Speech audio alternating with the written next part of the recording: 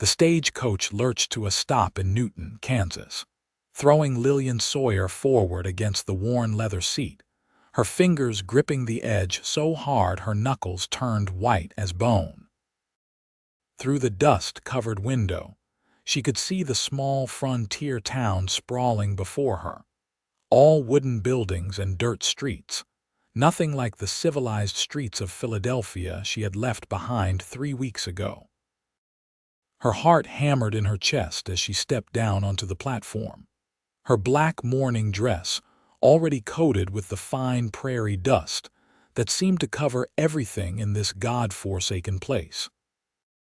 It was July of 1872, and Lillian had just turned 22, though she felt decades older after burying her father and fleeing the debts that threatened to consume what little remained of her life. The telegram in her reticule crinkled as she moved, the words already memorized from reading them so many times during the long journey west. Marriage of convenience proposed, safety and security guaranteed, respectful arrangement, respond if interested. Henry Lancaster.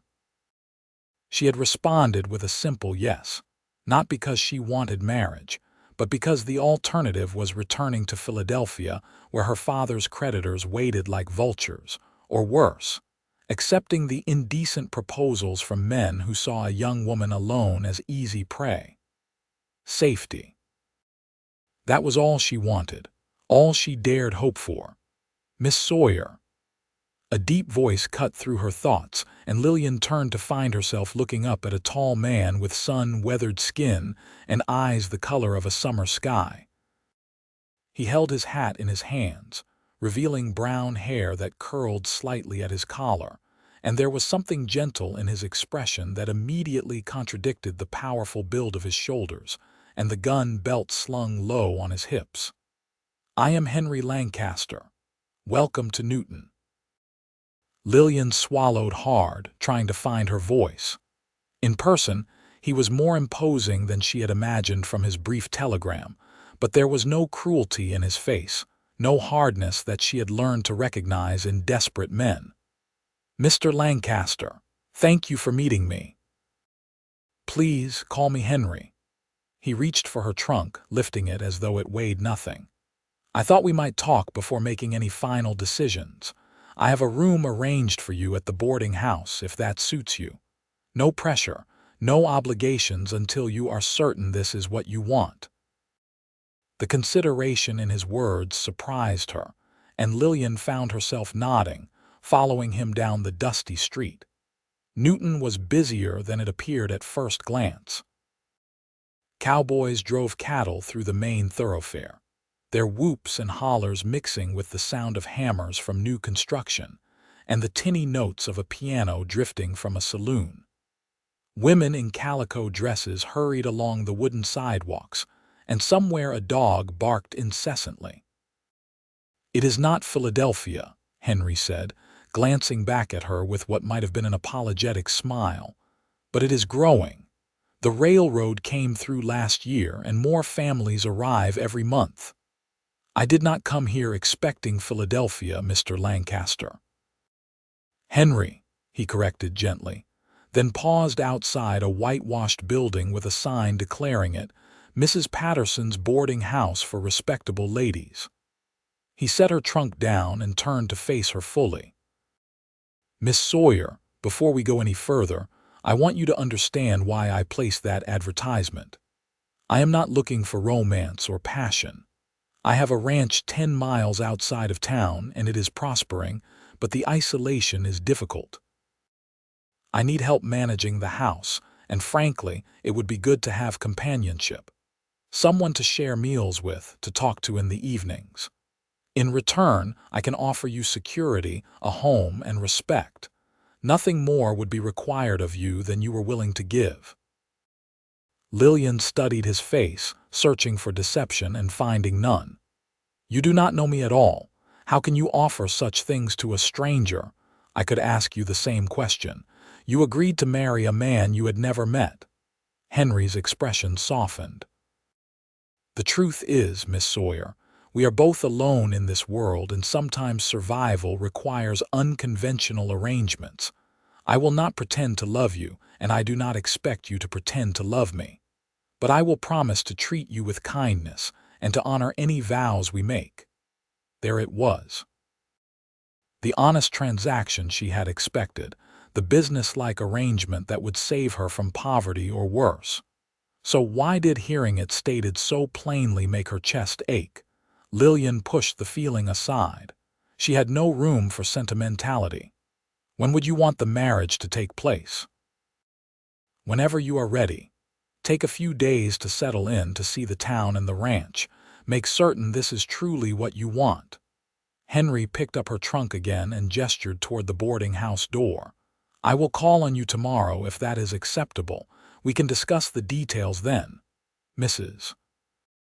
Patterson turned out to be a plump woman with sharp eyes and a welcoming smile, and she showed Lillian to a small but clean room on the second floor. After Henry left, Lillian sat on the narrow bed and finally allowed herself to feel the weight of everything that had brought her to this moment.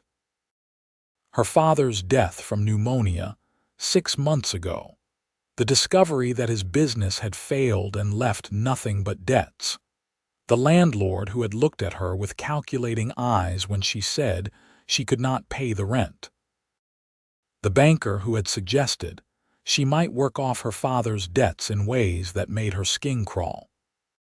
She had been desperate, and desperation had driven her to scan the advertisements in the back of the newspaper, past the notices for housekeepers and seamstresses, to the section marked matrimonial opportunities. Henry's had stood out because it was straightforward, almost clinical. No flowery promises of devotion or demands for beauty and youth. Just an honest offer of security in exchange for companionship. That night, Lillian barely slept, listening to the unfamiliar sounds of the frontier town. Gunshots echoed in the distance, probably from the saloons. Cattle lowed in the stockyards. The wind rattled the shutters with a persistence that never happened in Philadelphia's row houses. This was her life now, this strange landscape where everything was raw and new and uncertain. True to his word, Henry arrived at the boarding house the next morning driving a wagon rather than riding horseback. He helped Lillian up onto the seat with careful courtesy, and they headed out of town toward his ranch. The Kansas prairie stretched endlessly in all directions, tall grass rippling like waves under the summer sun. The sky seemed impossibly vast, unmarred by the buildings and smoke that had hemmed in every view back east. "It is beautiful," Lillian said, surprised by the truth of her words. There was something about the openness that made her feel she could breathe for the first time in months. Henry glanced at her, pleasure flickering across his features. "I thought so too when I first came out here. I was 19, angry at the world, running from a father who drank away every penny we had. The ranch belonged to my uncle. He had no children of his own and taught me everything about cattle and horses and surviving on this land. When he died 3 years ago, he left it all to me. I am sorry for your loss, and I for yours. Mrs. Patterson mentioned your father passed recently." Henry kept his eyes on the road ahead, giving her privacy with her grief. "Losing family changes everything, does it not?" "Everything," Lillian agreed quietly. She appreciated that he did not press for details, did not ask about the circumstances that drove her west. Some wounds were too fresh to expose to strangers, even strangers you plan to marry. The ranch appeared gradually over a rise, a sturdy house built of wood and stone with a wide porch facing east toward the sunrise. Corrals spread out behind it, and Lillian could see horses grazing in a nearby pasture. A barn stood solid and well-maintained, and there were several smaller outbuildings she could not identify. Everything spoke of hard work and careful stewardship. "I have 2 hired men who help with the cattle and horses," Henry explained as he pulled the wagon to a stop. "Tom and his son Billy. They have quarters in the bunkhouse and mostly keep to themselves. My uncle built the main house large enough for a family, though it has just been me these past years." He helped her down from the wagon and led her inside. The house was spacious and surprisingly neat for a bachelor's residence. The main room held a large stone fireplace, comfortable furniture that showed wear but had been built to last, and windows that let in generous amounts of light. The kitchen was well equipped with a cast iron stove and sturdy table. Upstairs, there were 4 bedrooms, all sparsely furnished but clean. "You would have your own room, of course," Henry said, showing her the largest of the bedrooms. It held a double bed with a simple quilt, a wardrobe, a washstand, and a rocking chair positioned near the window. "I would not expect you to share my bed unless you wished it. That would be entirely your choice." The frank discussion of sleeping arrangements made Lillian's cheeks heat, but she appreciated his directness. Too many men would have made false promises about separate rooms only to demand their marital rights once the vows were spoken. "You truly mean this to be a marriage in name only?" Henry leaned against the doorframe, his expression serious. "I mean it to be whatever you need it to be, Miss Sawyer. If in time you decide you want a true marriage, I would welcome that, but I will not force anything upon you. You have my word."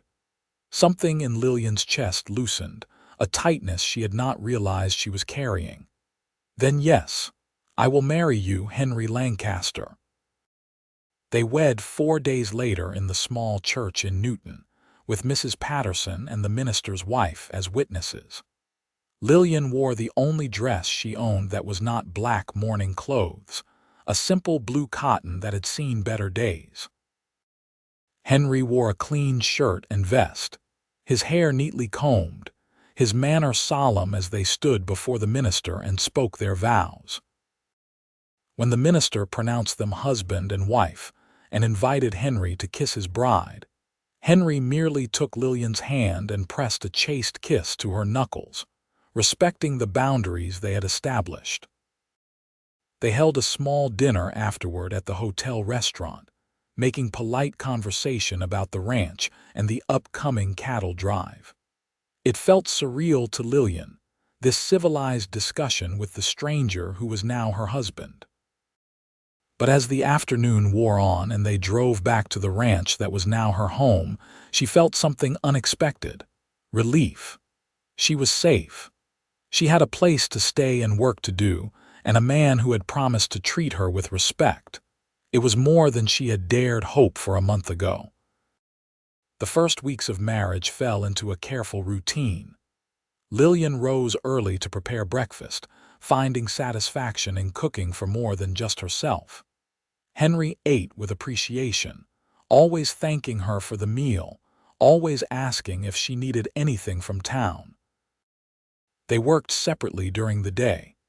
He tended the cattle and horses with Tom and Billy, often returning covered in dust and smelling of leather and animals.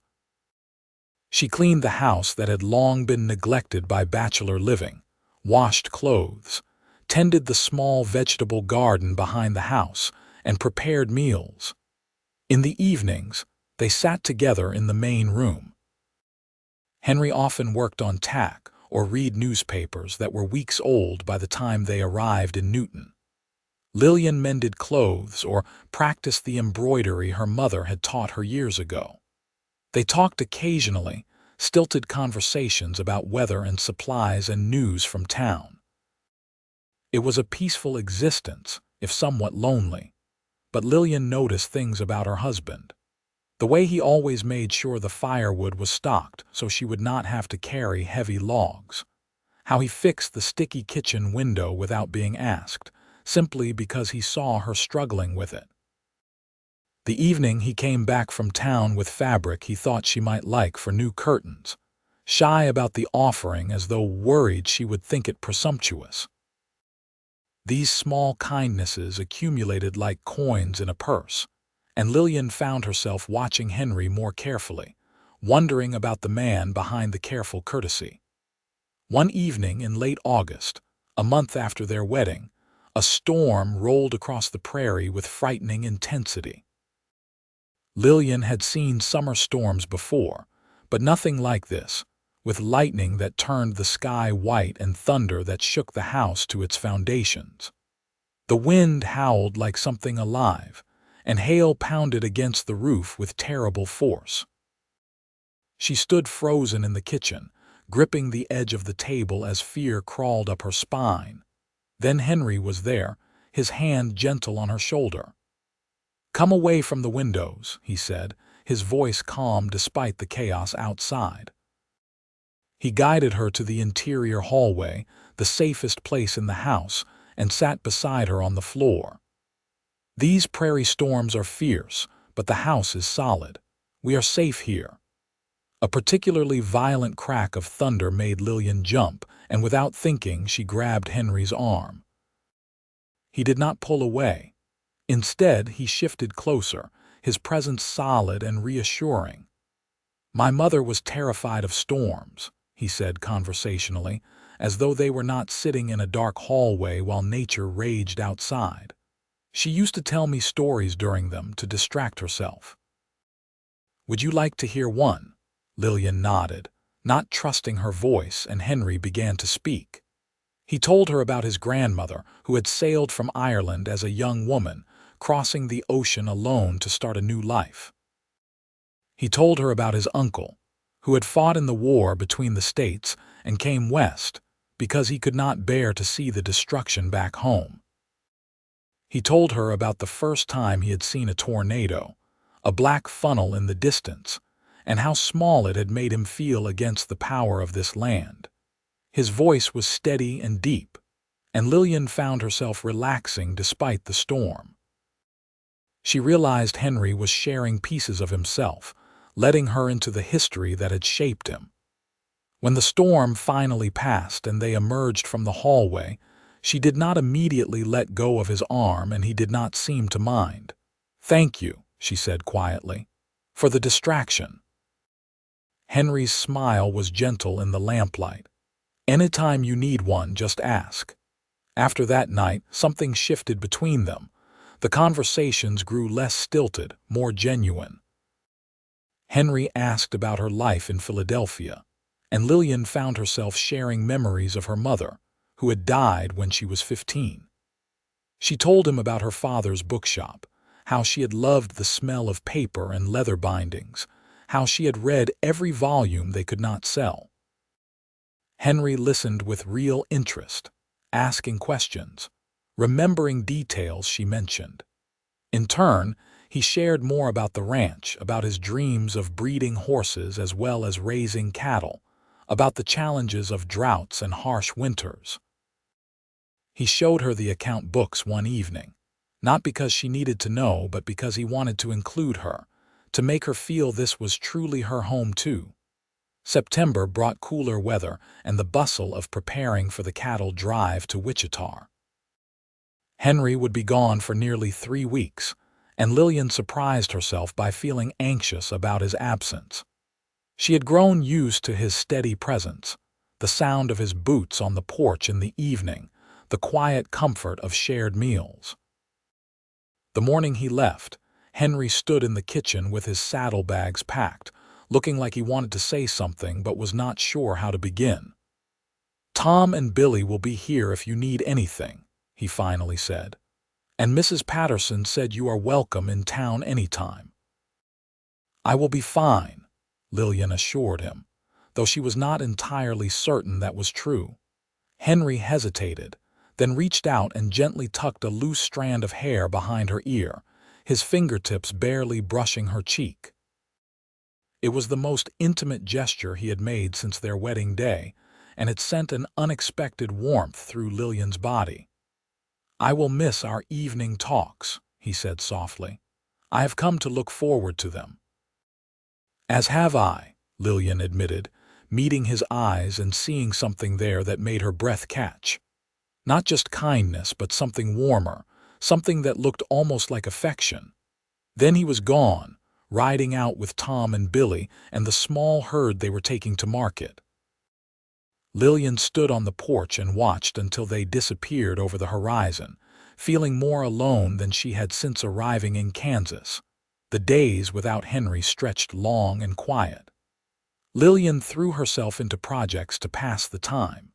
She sewed new curtains from the fabric he had bought. She reorganized the kitchen to be more efficient. She spent hours in the garden, harvesting the last of the summer vegetables and preparing the beds for winter. But the evenings were the hardest, sitting alone in the main room with no one to talk to, no one's quiet presence to provide comfort. She discovered she worried about him constantly. Was the drive going well? Were there troubles with bandits or stampedes? Was he safe? The depth of her concern surprised her. This was supposed to be a marriage of convenience, a business arrangement. When had Henry Lancaster become someone whose absence left a hollow ache in her chest? Mrs. Patterson visited twice during those weeks, bringing bread and gossip from town. "You are settling in well," she observed, looking around the improved house with approval. "Henry is a good man." "You could have done far worse." "I know," Lillian said, and meant it.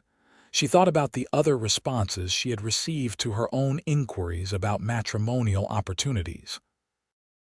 Men who had been crude in their letters, who had made it clear they expected a wife to be little more than an unpaid servant and bedmate. Henry had been nothing but respectful, nothing but kind, more than kind, thoughtful, considerate. The sort of man who noticed when something needed fixing and simply fixed it, who listened when she spoke as though her words mattered, when had respect turned into something else. When had she started noticing the way his eyes crinkled when he smiled, the way his hands were both strong and gentle, the sound of his laugh when she said something that amused him? When had this marriage of convenience started feeling like it might become something real? The realization unsettled her. She had not come west looking for love. She had wanted safety, and Henry had provided that. But somewhere in the quiet evenings and shared meals, in his small kindnesses and careful respect, she had started to care for him. More than care. The word love felt too large, too frightening to examine closely, but something inside her had shifted, opened, begun to hope for things she had thought lost when her father died and her old life crumbled. Henry returned on a Wednesday afternoon, riding in alone while Tom and Billy brought the horses around to the barn. Lillian was hanging laundry when she heard the hoofbeats, and she dropped the sheet she was holding and ran to meet him without thinking. He swung down from his horse, dusty and tired, and his whole face lit up when he saw her. "Lillian," he said, her name sounding like something precious in his voice, and then she was there, close enough to smell the dust and sweat of the trail on him, close enough to see the exhaustion in his eyes and something else, something that looked like joy. "You are back," she said, feeling foolish and giddy and unable to stop smiling. "I am back," he confirmed, and then he did something he had never done before. He reached out and pulled her into an embrace, his arms solid around her, his chin resting on top of her head. "I missed you. Every day I was gone, I missed you." Lillian's arms came up to wrap around his waist, and she pressed her face against his chest, hearing the steady thump of his heart. "I missed you too," she whispered. "So much." They stood like that for a long moment, holding each other in the afternoon sunlight, and when Henry finally pulled back, his hands lingered on her shoulders. "The drive went well," he said, his voice slightly rough. "We got a good price, but all I could think about was getting back here. Getting back to you." Something bold rose up in Lillian, something that had been growing during his absence. "Henry, this marriage, it does not have to be in name only, not if you do not want it to be." His eyes searched hers, and she saw hope flare in their depths. "Are you certain?" "I do not want you to feel obligated. I am certain." Lillian reached up and touched his face, feeling the rasp of several days' worth of beard under her palm. "You have shown me kindness when I expected only tolerance. You have given me space when I needed it. But these past weeks without you, I realized something. I do not want space anymore. I want this to be a real marriage. I want a chance at something I thought I had lost forever." "What did you think you lost?" Henry asked softly, his hand coming up to cover hers against his cheek. "The possibility of love," Lillian said, the words both terrifying and liberating. "The possibility of a family and a future that is more than just survival. You have given me safety, Henry, but you have also shown me what it feels like to be truly cared for, to be cherished." Henry's smile was brilliant, transforming his usually serious face into something that took Lillian's breath away. "I have been falling in love with you since the first week," he confessed. "The way you hum when you cook. How you stand on the porch in the morning with your coffee, watching the sunrise. The sound of your voice reading aloud in the evenings. 100 small things that have become precious to me. I did not say anything because I promised you a marriage of convenience, and I did not want to break that promise." "Then let us make a new promise," Lillian said, her heart soaring. "Let us promise to build a real life together, a true marriage." Henry's answer was to lean down and kiss her, really kiss her, for the first time since their wedding day. His lips were gentle at first, questioning, and Lillian answered by rising on her toes and kissing him back with all the longing that had built during his absence. His arms tightened around her and she felt cherished, desired, loved in a way she had never experienced before. When they finally broke apart, both breathing hard, Henry rested his forehead against hers. "I will spend every day of my life making sure you never regret this," he promised. "Making sure you know how precious you are to me." "I do not think I could regret this if I tried," Lillian said, and kissed him again. That night, Henry moved his things into the master bedroom they now shared. Their coming together was tender and sweet, Henry treating Lillian with a reverence that brought tears to her eyes. He was patient with her nervousness, gentle with her inexperience, and when they finally joined fully as husband and wife, Lillian felt something click into place in her soul. This was home. This man was home. Everything she had lost when her father died, all the security and belonging she had yearned for, she found in Henry's arms. Afterward, they lay tangled together in the darkness, Henry's fingers tracing lazy patterns on her shoulder while Lillian listened to his heartbeat. "Tell me something I do not know about you," she said, wanting to learn everything, to make up for the months they had wasted keeping careful distance. Henry was quiet for a moment, then said, "I was scared to death the day you arrived, terrified that you would take one look at me and Newton and run back to Philadelphia, terrified that I would disappoint you somehow." Lillian propped herself up on her elbow to look at him in the moonlight streaming through the window. "You were scared. You seemed so calm, so certain. I have learned to hide fear. You have to on the frontier or people take advantage." Henry reached up and traced her cheekbone with his thumb. "But you scared me, Lillian. You were so beautiful and so sad, and I wanted desperately to be someone who could make that sadness go away. I was afraid I did not know how." "You did know how," Lillian said, her throat tight with emotion. "Every kindness, every consideration, every time you made space for me to breathe and be myself. That is what made the sadness fade. You never demanded anything of me. You just gave and kept giving until I realized I wanted to give back, that I wanted to give you everything." Henry pulled her down into another kiss, deep and promising, and Lillian felt desire spark again in her belly. They made love a second time, less tentative now, learning each other's bodies and responses. When they finally fell asleep, as dawn painted the eastern sky pink and gold, Lillian felt peace settle over her like a blanket. For the first time since her father's death, She was not just surviving. She was living. The weeks that followed were the happiest of Lillian's life.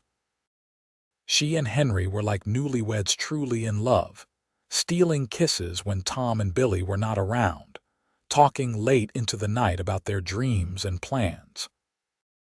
Henry taught her to ride so she could accompany him around the ranch, and Lillian discovered she loved the freedom of it, the wind in her hair, and the powerful animal beneath her responding to her commands.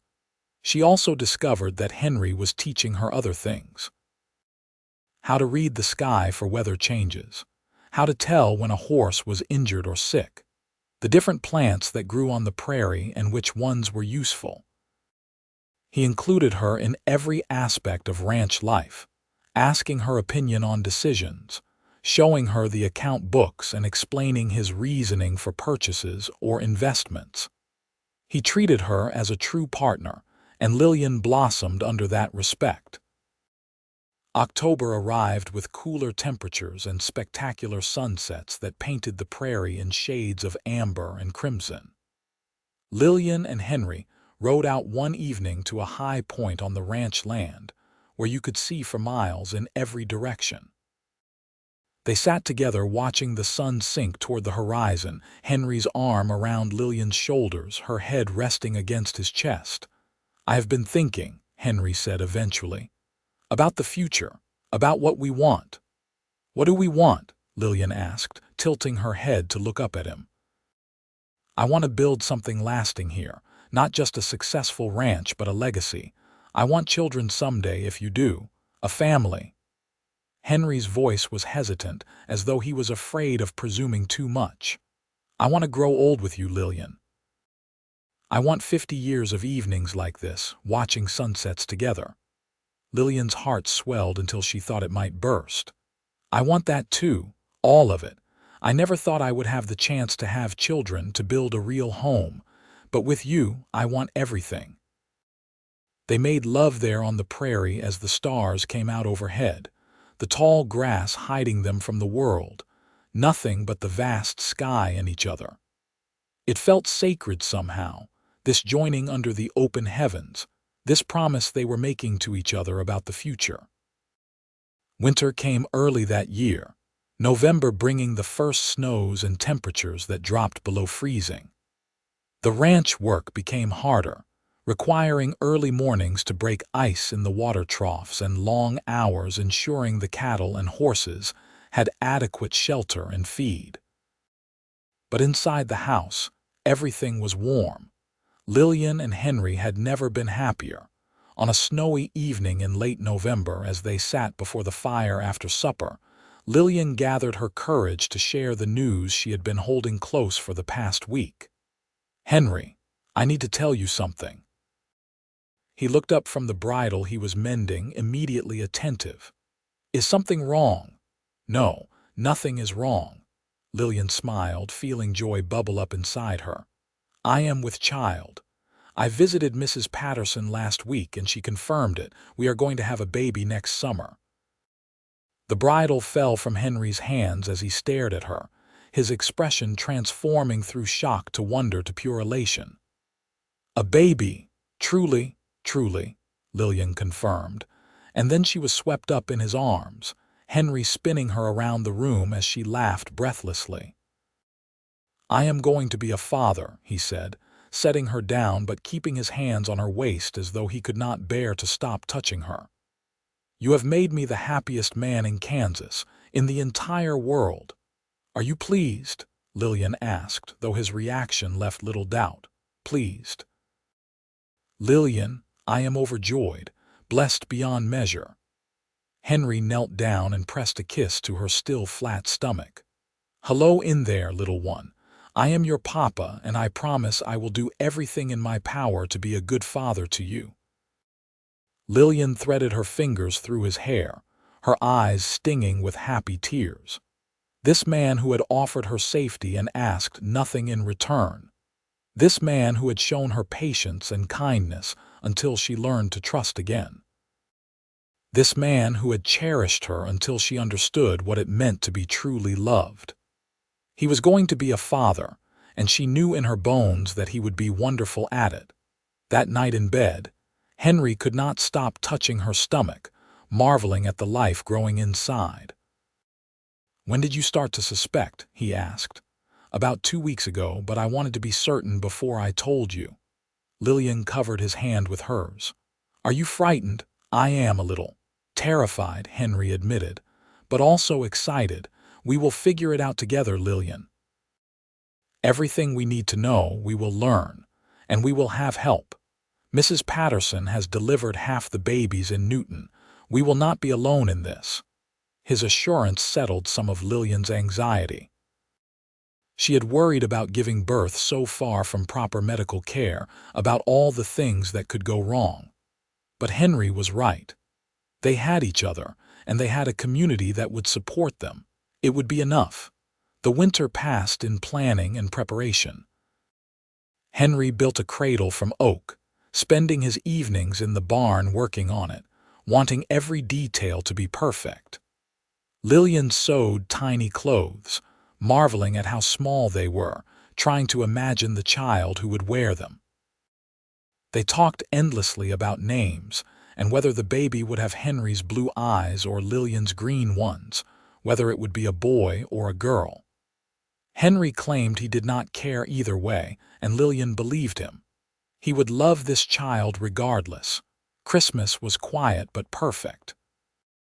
Henry surprised Lillian with a rocking chair he had ordered from a craftsman in Wichita, knowing she would want somewhere comfortable to sit with the baby. Lillian gave him a warm coat she had sewn, lined with fur she had traded for in town. They attended Christmas service at the church in Newton, and Lillian felt the curious eyes of the town on them, noting her changing figure. Let them look, she thought. She was proud to be Henry Lancaster's wife, proud to be carrying his child. January and February brought brutal cold and snowstorms that trapped them in the house for days at a time. But Lillian did not mind. She spent the time reading aloud to Henry from the books she had brought from Philadelphia, sharing the stories she loved. Henry listened with the same attention he gave everything about her, asking questions about characters and plots, confessing that he had little formal education but wanted to learn. "My uncle taught me practical skills, reading and numbers enough to manage the ranch," he explained one evening. "But I never had the chance for real schooling. I like hearing you read. I like the way you explain things."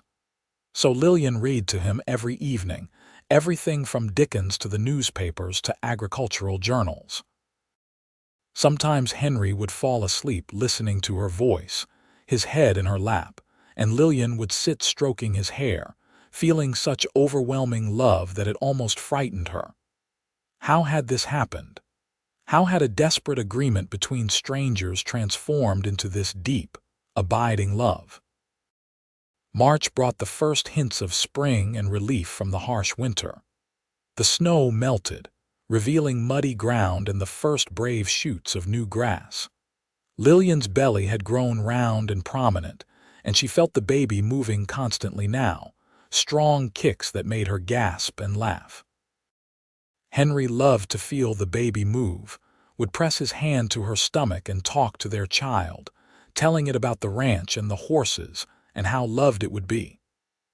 "Only 2 more months," he said one evening, lying beside her in bed with his hand splayed across her belly. "2 more months, and we will finally meet this little one." "I cannot wait," Lillian said, though in truth she was growing more nervous as the time approached. She had heard too many stories of births that went wrong, of mothers who did not survive, of babies who arrived silent and still. She tried to push the fears away, but they lingered at the edges of her thoughts. Henry seemed to sense her anxiety. He became even more attentive as her due date approached, insisting she rest more, taking over tasks that had been hers. He hired a woman from town, Mary Chen, whose husband worked at the railroad, to come help with the housework as Lillian grew more unwieldy. Mary was practical and kind, a mother of 3 herself, and her presence eased some of Lillian's worries. "First babies are usually late," Mary told her in mid-May when Lillian was past her due date and growing impatient. "This little one will come when ready." The little one decided to be ready on a warm evening in late May. Lillian was helping Mary with the supper dishes when the first pain gripped her, sharp and unmistakable. She gasped and gripped the edge of the counter, and Mary was there immediately. "Is it time?" she asked, and Lillian nodded, unable to speak through the contraction. Henry came running from the barn where he had been working, Tom having fetched him in a panic. He burst through the door with wild eyes, taking in Lillian's white face and Mary's calm efficiency. "What do I do?" he asked, looking helpless. "You get Mrs. Patterson and the doctor if you can find him," Mary instructed. "And you stay calm. Women have been having babies since the beginning of time. Your wife is strong, she will be fine." But Lillian was not fine. The labor was long and brutal, pain like nothing she had ever imagined. Hours blurred together, Mrs. Patterson and Mary taking turns helping her. Henry hovering anxiously even though Mrs. Patterson kept telling him to wait downstairs. He refused to leave, staying at Lillian's side, holding her hand, murmuring encouragement that she barely heard through the haze of pain. "I cannot do this," she sobbed at one point, exhausted and afraid. "I cannot." "You can," Henry said fiercely, his face inches from hers. "You are the strongest person I know, Lillian. You crossed a continent alone to start a new life. You built a home in a strange place. You learned to trust again after losing everything. You can do this. I know you can." His faith in her somehow gave Lillian strength to keep going. She bore down when Mrs. Patterson told her to, pushed through pain that felt like it would tear her apart, and finally, as dawn broke on May 23, 1873, a baby's cry filled the bedroom. "A boy," Mrs. Patterson announced, holding up a squirming, red-faced infant. "You have a son." Lillian fell back against the pillows, tears streaming down her face as she reached for the baby. Mrs. Patterson placed him in her arms, and Lillian stared down at the tiny face, overcome with wonder. He was perfect. 10 fingers and 10 toes, a cap of dark hair, and when he opened his eyes they were blue like his father's. "Hello, little one," she whispered, touching his soft cheek. "I am your mama." Henry stood beside the bed looking like he might faint or cry or both.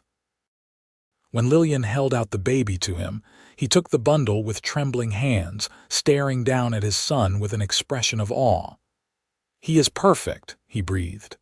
"Absolutely perfect." "What should we name him?" Lillian asked, watching her husband fall in love with their child. "I was thinking about my uncle, the one who gave me the ranch. His name was Samuel." Henry looked up at her. "Samuel Lancaster, Sam. What do you think, Samuel?" Lillian repeated, testing the name. "I love it, Samuel Henry Lancaster." Henry's eyes went bright with unshed tears. "Thank you," he said hoarsely. "For him. For giving me a family. For taking a chance on a stranger's telegram and building a life with me.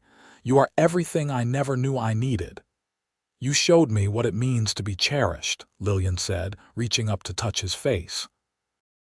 "You made me feel safe and valued and loved.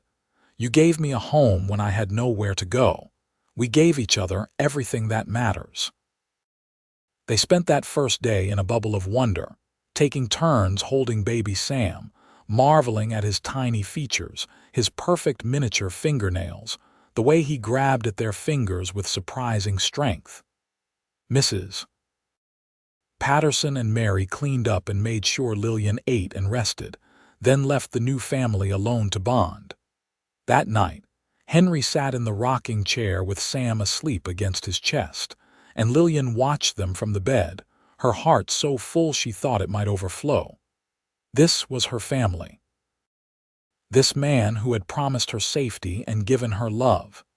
This child who represented their future, the legacy they were building together. Everything she had lost when her father died, she had found again in Kansas, in this house on the prairie, with this good man who had shown her that marriage could be a partnership built on respect and affection. The days blurred into weeks as they adjusted to life with a newborn. Sam was a good baby, healthy and strong, and he seemed to grow visibly each day. Henry was besotted, spending every spare moment with his son, talking to him as though he could understand, showing him around the ranch in his arms, explaining about horses and cattle, and the land that would one day be his inheritance. "You are going to spoil him," Lillian teased one evening, watching Henry rock Sam to sleep. "Absolutely," Henry agreed without shame. "He is my son. Spoiling him is my right and privilege," but he was not neglectful of Lillian. If anything, Henry was even more attentive after Sam's birth, making sure she rested, taking overnight feedings when he could with bottles of milk Lillian had pumped, handling the ranch work so she could focus on recovering and caring for the baby. His consideration, his partnership in parenting, made Lillian love him even more deeply. Summer passed in a haze of contentment. They took Sam to church in Newton, proudly showing him off to the community. Mrs. Patterson cooed over the baby, declaring him the handsomest child she had ever seen. Tom and Billy took turns coming up to the house to peek at the baby, both rough cowboys turning soft and gentle when they held the tiny infant.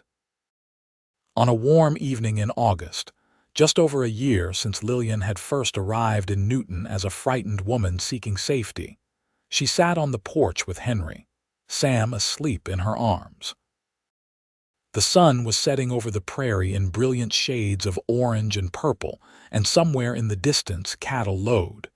The air smelled of grass and earth and the honeysuckle that grew wild near the barn.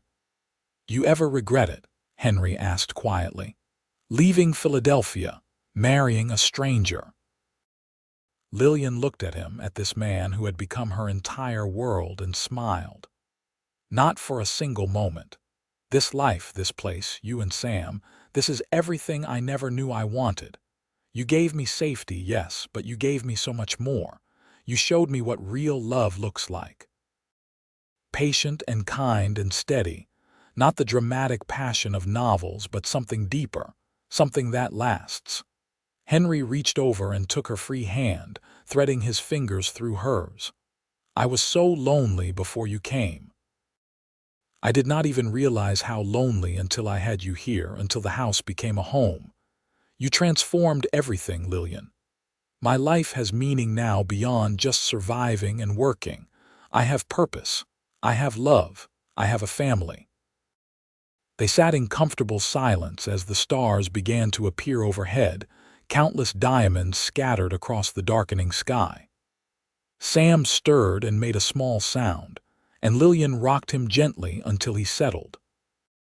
She thought about the telegram that had changed her life, about the desperate journey west, about the man who had met her at the stage and offered her a way out of desperation. She had agreed to marry him for safety, and he had given her that. But he had also given her everything else. A home on the prairie, work that mattered, the freedom to be herself without judgment or demands, patience when she needed space, presence when she needed comfort. And slowly, steadily, he had shown her what it felt like to be truly cherished, valued not for what she could provide but simply for who she was. Their marriage had started as a transaction, but it had become a love story. Not the kind that happened in a dramatic rush, but the kind that built slowly, day by day, through small kindnesses and shared work and evening conversations. The kind of love that lasted, because it was rooted in respect and friendship as much as passion. The kind of love that made you better, stronger, more complete. "I love you," Lillian said, the words still feeling new and precious even though she said them every day now. "I love our life together. I love who I am when I am with you." Henry raised their joined hands and pressed a kiss to her knuckles, the gesture that had become his signature expression of affection. "I love you too, more than I have words to express. You and Sam, you are my whole world." The years that followed were full and rich. Sam grew into a sturdy, happy child with his father's blue eyes and his mother's determined chin. When he was 2, Lillian gave birth to a daughter they named Catherine, after Lillian's mother.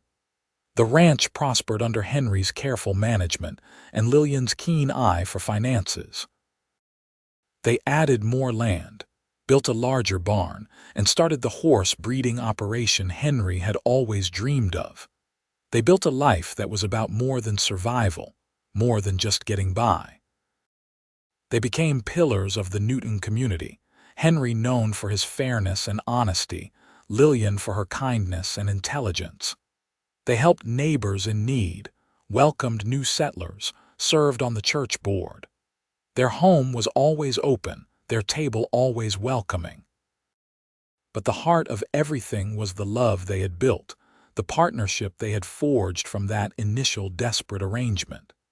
Henry never stopped showing Lillian in 1,000 small ways that she was precious to him. He brought her wildflowers from the prairie. He fixed things before she had to ask. He listened when she talked about her dreams and fears.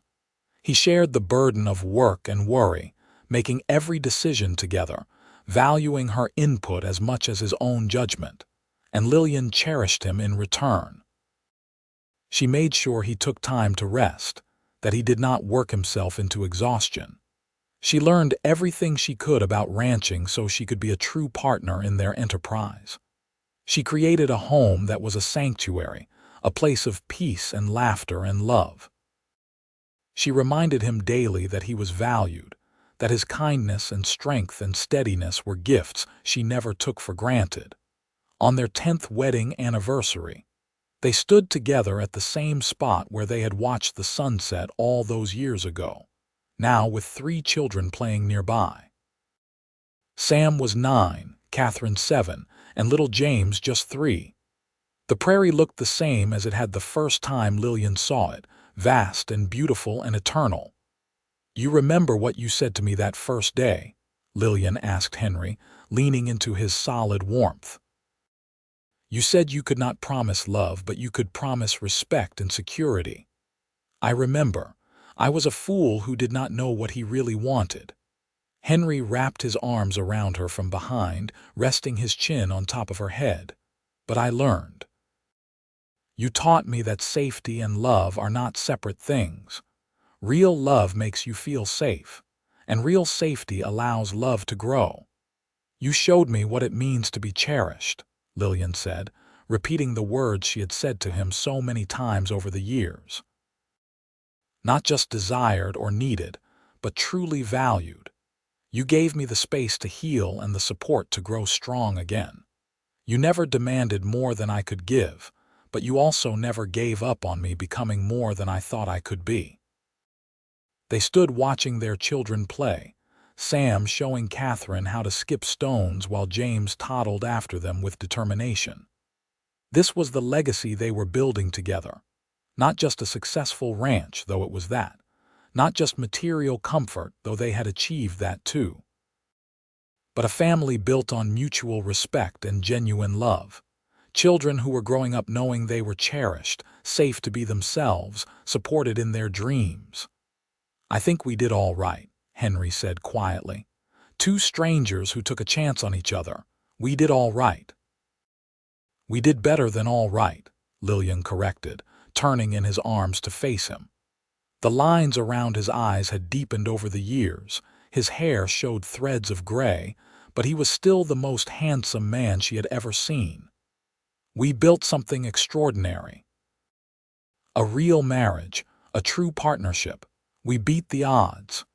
Henry kissed her, slow and sweet, a kiss that held 10 years of shared history and the promise of decades more to come. "Here is to beating the odds for another 50 years, he murmured against her lips. "I will drink to that," Lillian said, and kissed him again while their children's laughter echoed across the prairie and the sun painted the sky in glory. 20 years after Lillian first stepped off that stagecoach in Newton, Kansas. She stood in the same spot, but everything had changed. Sam was 29 now, married to a teacher from Wichita, with 2 children of his own. Catherine was 27, running the horse breeding operation with her husband, a partnership as equal as the one her parents had modeled. James, at 23, had just returned from college back east, full of ideas about modern ranching techniques and eager to help expand the operation. The ranch had grown beyond anything Henry and Lillian had imagined that first year. They had over 1,000 acres now, a thriving business that employed a dozen men, and a reputation that extended throughout Kansas and beyond. But success had never changed the fundamental nature of their relationship. They were still partners in everything, still best friends who happened to be married, still deeply in love after more than 2 decades together. Lillian's hair showed silver now, and Henry's was more gray than brown. They both moved a little slower, felt the aches of hard work and age. But when Henry looked at Lillian, he still saw the beautiful woman who had stepped off the stagecoach in a dusty black dress, trying so hard to be brave. And when Lillian looked at Henry, she still saw the kind man who had offered her safety and then given her the world. They sat together on the porch on a warm June evening, grandchildren playing in the yard, adult children and their spouses gathered for Sunday supper as they did every week. This was the family they had built, the legacy of that desperate telegram and the mercy of a lonely rancher who had wanted companionship and found love. "Tell us the story again, Grandma," their oldest grandchild, a girl of 6 named Lily, demanded, climbing into Lillian's lap. "Tell us how you and Grandpa met." Lillian looked at Henry, who grinned at her. They had told this story many times over the years, and it never got old. "Well," she began, "it all started with a telegram and a very long journey on a dusty stagecoach." As she recounted the story of their meeting, their awkward early days, the slow building of trust, and then love, Lillian was struck by how much had hinged on that one decision to respond to Henry's advertisement. If she had chosen differently, if she had been too proud or too afraid to marry a stranger, where would she be now? Certainly not here, surrounded by children and grandchildren, wrapped in the warmth of the family she and Henry had created. And they lived happily ever after. Lily asked when the story ended, as she always did. "We did," Henry confirmed, reaching over to take Lillian's hand. "We are happy every day." Later that night, after everyone had gone home and the house was quiet, Lillian and Henry prepared for bed in the room they had shared for over 20 years. The master bedroom had been remodeled and updated over the decades, but the rocking chair Henry had given her for their first Christmas was still in the corner, the cradle he had built with his own hands still tucked away in the attic with other precious keepsakes. "Do you ever think about how different our lives might have been?" Lillian asked as she brushed out her hair, the same ritual she had performed every night for years. "If we had not found each other." Henry came up behind her and took the brush, continuing the strokes himself in a gesture of intimacy that still made her heart flutter. "I try not to. I cannot imagine a life without you in it. You are woven into every part of who I am now." Lillian met his eyes in the mirror, seeing all the love and years reflected there. "I was so afraid when I came here, afraid of what marriage to a stranger would mean, afraid of losing myself, afraid I was making a terrible mistake, but you never gave me a reason to be afraid. From the very first day, you showed me nothing but kindness and respect. You made it easy," Henry said softly. "You were so brave, so determined to make the best of difficult circumstances. I admired you before I loved you, and I fell in love with you long before I dared hope you might love me back."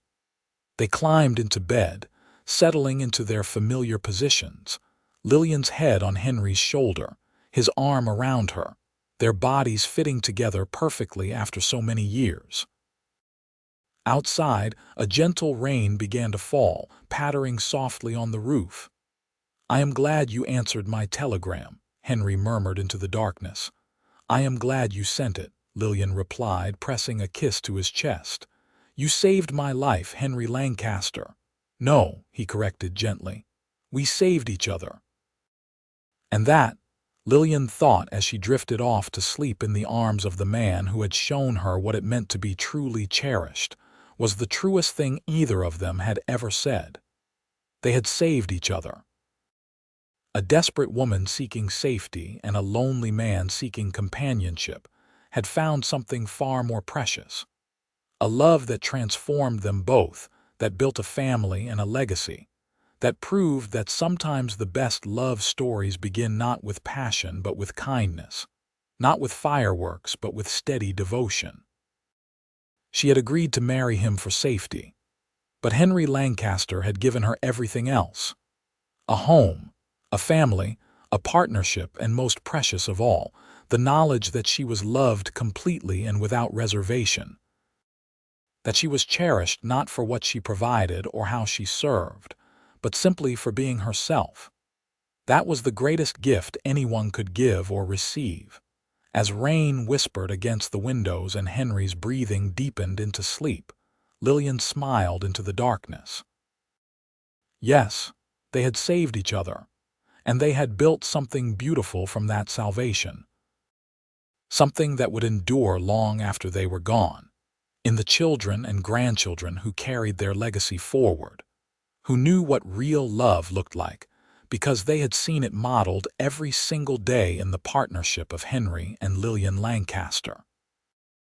The rain continued to fall softly on the Kansas prairie, on the house that love had made a home, on the land that two strangers had turned into a legacy, and everything was as it should be.